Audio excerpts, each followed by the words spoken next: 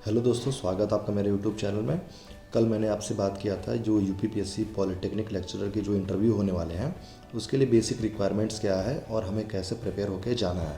तो मैंने कल आपसे बोला था कि जो अगली वीडियो आएगी उसमें हम डिस्कस करेंगे जो एक्सपेक्टेड क्वेश्चंस होंगे वो कौन कौन से हो सकते हैं। तो आज हम जो वीडियो बना रहे हैं हम उससे भी डिस्कस करेंगे।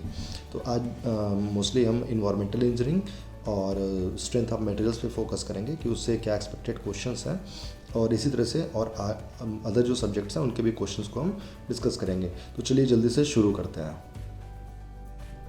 ओके, तो चलिए शुरू करते हैं। बात करें पॉलिटेक्निक लेक्चरर इंटरव्यू के एक्सपेक्टेड क्वेश्चंस के। ठीक है, तो पहले हम शुरुआत करेंगे इन्वायरमेंटल इंजीनियरिंग से। राइट, सबसे पहला क्वेश्चन वो हमसे पूछ सकते हैं कि कौन सा सोर्स ऑफ वाटर यूज़ किया जाए डोमेस्टिक पर्पज़ के लिए और क्यों यूज़ किया जाए। राइट, तो आपको ये चीज़ बताना पड़ेगा कि क्यों कौन सा डोमेस्टिक सोर्स हम यूज़ कर सकते हैं। क्यों कर सकते हैं, क्योंकि वहाँ से हमें बराबर पानी की सप्लाई चाहिए और ज़्यादा हमें ट्रीटमेंट ना करना पड़े, ये ईजी हो, कॉस्ट इफेक्टिव हो, तो वो हम सोर्स यूज़ करते हैं। राइट, तो ये सब चीज़ें आपको बतानी पड़ेंगी। तो अगला क्वेश्चन हो सकता है कि रॉ वाटर टेस्ट के बारे में समझाइए। तो रॉ वाटर टेस्ट के बारे में देखिए, आपको बहुत अच्छे से पता है कि टर्बिडिटी टेस्ट होता है, सस्पेंडेड सॉलिड टेस्ट होता है, कलर का टेस्ट होता है, ऑर्डर का टेस्ट होता है, पीएच का टेस्ट होता है। ये सारी चीज़ें आप अच्छे से एक्सप्लेन करिए। साथ में साथ जो इंस्ट्रूमेंट्स यूज़ होते हैं उनको अच्छे से आप एक्सप्लेन करिए कि कौन सा इंस्ट्रूमेंट होता है, किस प्रिंसिपल पे काम करता है। ये आपको अच्छे से बताना पड़ेगा, क्योंकि बच्चे को कुछ नहीं पता। बच्चे को आप ये एज्यूम करके चलिएगा कि आप क्लास में लेक्चर ले रहे हैं और वहाँ पे आप पढ़ा रहे हैं।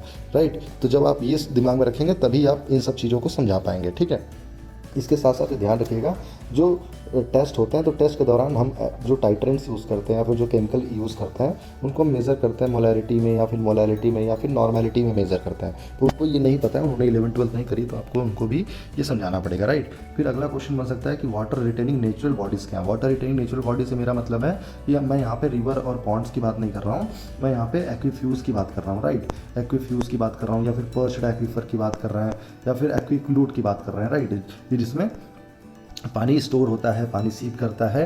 तो आपको ये बताना पड़ेगा कि जब ये आप स्ट्रक्चर समझा रहे हैं तो उस बच्चे को वाइड रेशियो का कॉन्सेप्ट पता होना चाहिए। उस बच्चे को और क्या पता होना चाहिए, उस बच्चे को पोरोसिटी का कॉन्सेप्ट पता होना चाहिए, उसके साथ साथ क्या परमेबिलिटी का कॉन्सेप्ट उसको पता होना चाहिए। तो ये तीनों बेसिक रिक्वायरमेंट्स हैं इन स्ट्रक्चर्स को समझने के लिए। तो अगर आप उसको ये भी समझा पाएंगे तो तभी आप उस बच्चे को ये एक्वीफ्यूज, एक्वीक्लूड और ये बाकी चीज़ें भी आप उसको समझा पाएंगे। फिर अगला क्वेश्चन हमारा आता है अल्कलिनिटी और हार्डनेस कैलकुलेशन का। देखिए, अल्कलिनिटी और हार्डनेस बहुत इंपॉर्टेंट टॉपिक होता है, हमेशा से एग्जाम में भी आता है और इंटरव्यू में फेवरेट टॉपिक होता है। वो पूछते हैं, कुछ ना कुछ जरूर क्वेश्चन आता है कि डोमेस्टिक पर्पस क्या हो सकता है, डोमेस्टिक वेस्ट क्या हो सकते हैं, केमिकली कौन यूज़ करते हैं, क्या कैलकुलेशन होती है। तो ये सब चीज़ें आप उनको समझाएंगे, टाइट्रेंट्स के बारे में बताएंगे।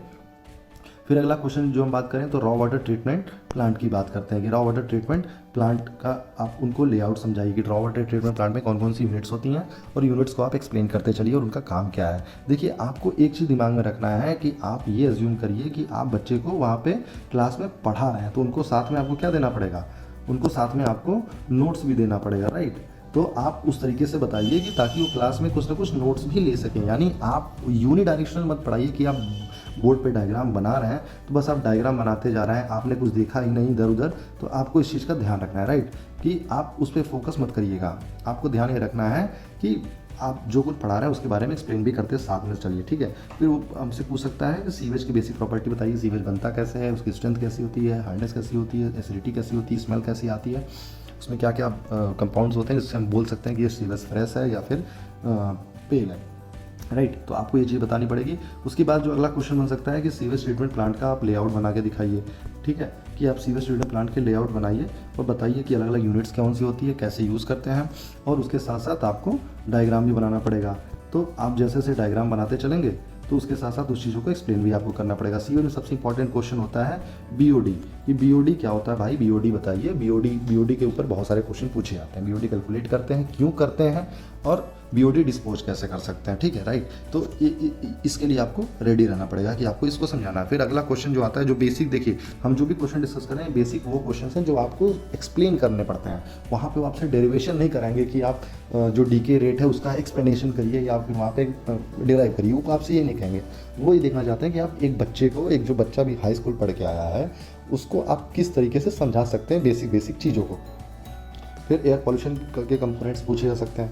एयर पॉल्यूशन ओरिजिनेट कहाँ से होता है, कौन कौन से प्राइमरी पॉल्यूटेंट्स हैं, कौन कौन से सेकेंडरी पॉल्यूटेंट्स हैं, कैसे कैटेगराइज किया गया है, ब्राउन स्मॉक क्या होता है, ग्रे स्मॉग क्या होता है इसके बारे में पूछा जा सकता है, तो ये चीज़ आपको बतानी पड़ेगी, ठीक है।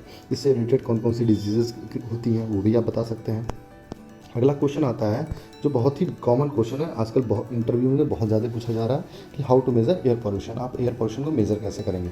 देखिए हमारे आसपास ऐसे बहुत सारी चीज़ें हैं जो हम डोमेस्टिकली यूज़ करके यूज़ कर सकते हैं। जैसे आपने बहुत सारे एग्जांपल पढ़े होंगे जो इंस्ट्रूमेंट्स यूज़ करते हैं, जैसे इलेक्ट्रोस्टैटिक प्रेसिपिटेटर है, साइक्लोन सेपरेटर है, फैब्रिक फिल्टर है। तो इसी से मिलता जुलता कुछ हम घर पे एक्सपेरिमेंट के पर्पस में भी बना सकते हैं।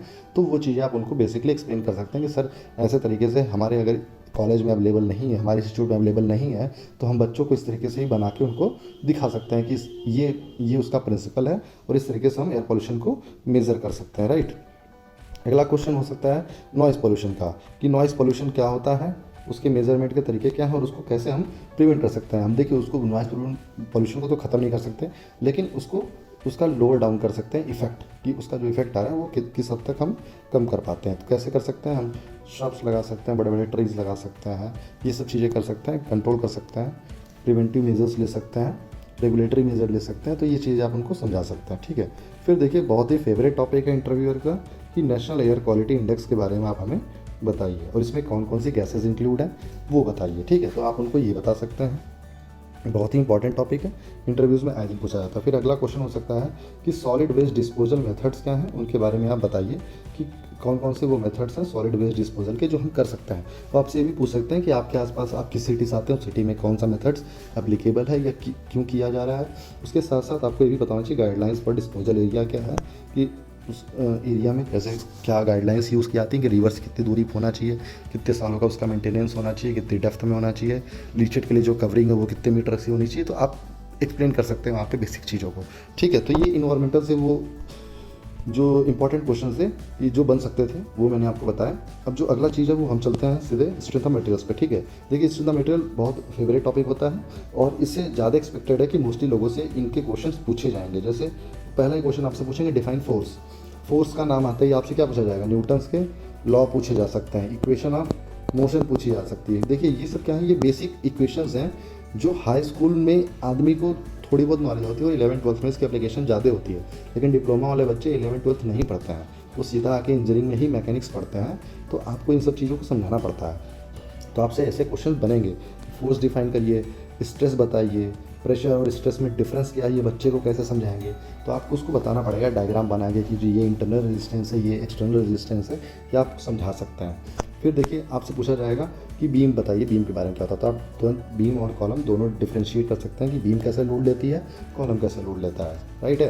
तो ये चीज़ आप उसको समझा सकते हैं। फिर आप जब बीम पढ़ा रहे हैं तो बीम के साथ साथ आप उसको ये भी बता सकते हैं कि क्रॉस सेक्शन क्या होता है, क्योंकि हम जो भी मैकेनिक्स पढ़ते हैं उसमें मोस्टली क्रॉस सेक्शन एरिया ज़्यादा इंपॉर्टेंट होता है। तो हम क्रॉस सेक्शन भी बता सकते हैं, बीम के अलग अलग क्रॉस सेक्शन होते हैं, रेक्टेंगुलर होता है, स्क्वायर होता है, आई बीम है, एच बीम है, ये सब चीज़ें आप समझा सकते हैं।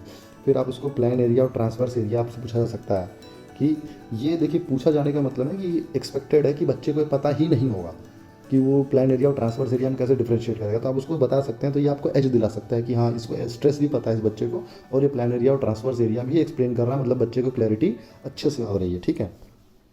फिर अगली जो चीज़ हो सकती है, अगली चीज़ डिफरेंट टाइप्स ऑफ बीम हो सकती है। बीम कौन कौन सी टाइप्स हैं? कैंटिलीवर है, सिंपली सपोर्टेड है, कंटिन्यूअस बीम्स हैं, तो ये सब चीज़ें। फिर सपोर्ट्स कौन कौन से होते हैं, राइट, सपोर्ट्स के बारे में आप बता सकते हैं।